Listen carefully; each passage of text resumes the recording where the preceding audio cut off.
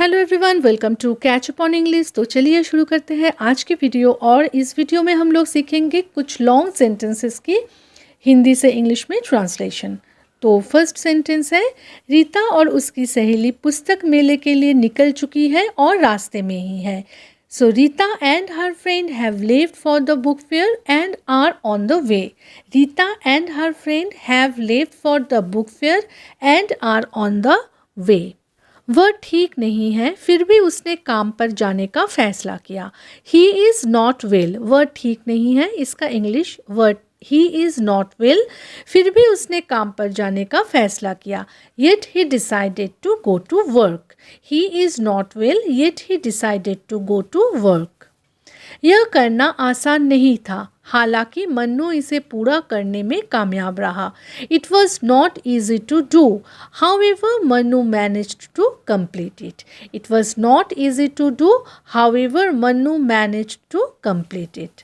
सभी बच्चों द्वारा छात्रावास के बगीचे की सफाई की जा रही थी। The garden of the hostel was being cleaned by all the children. The garden of the hostel was being cleaned by all the children.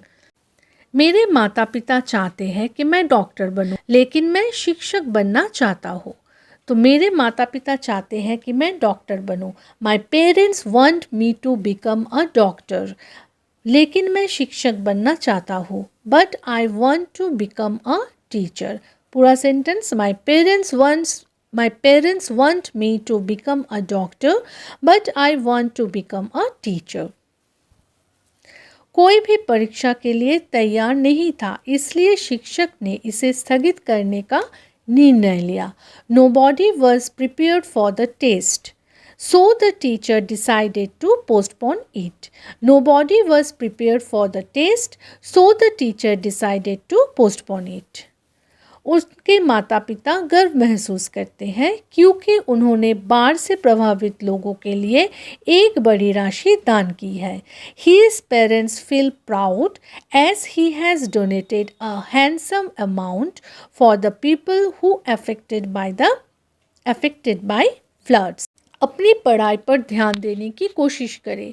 बाकी सभी खुद को बेहतर बनाने के लिए कड़ी मेहनत कर रहे हैं। ठीक है, अपनी पढ़ाई पर ध्यान देने की कोशिश करें।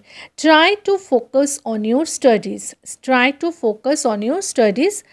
एवरीवन एल्स, बाकी सभी, everyone else is working hard to improve themselves.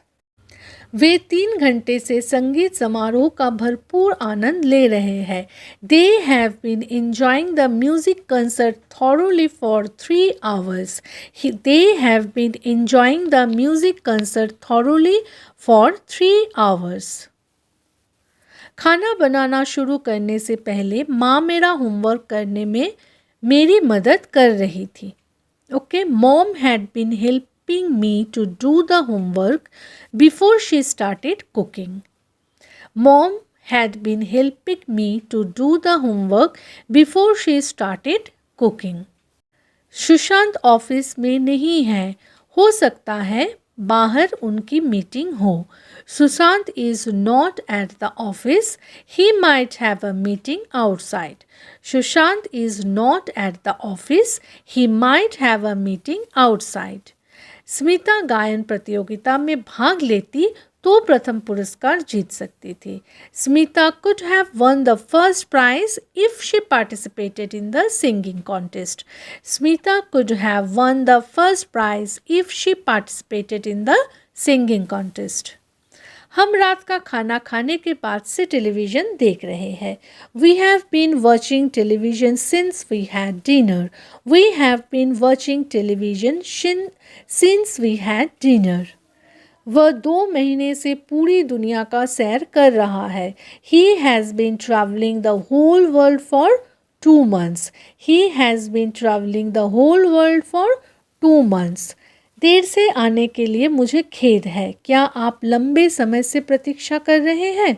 I am sorry for being late. Have you been waiting for a long time?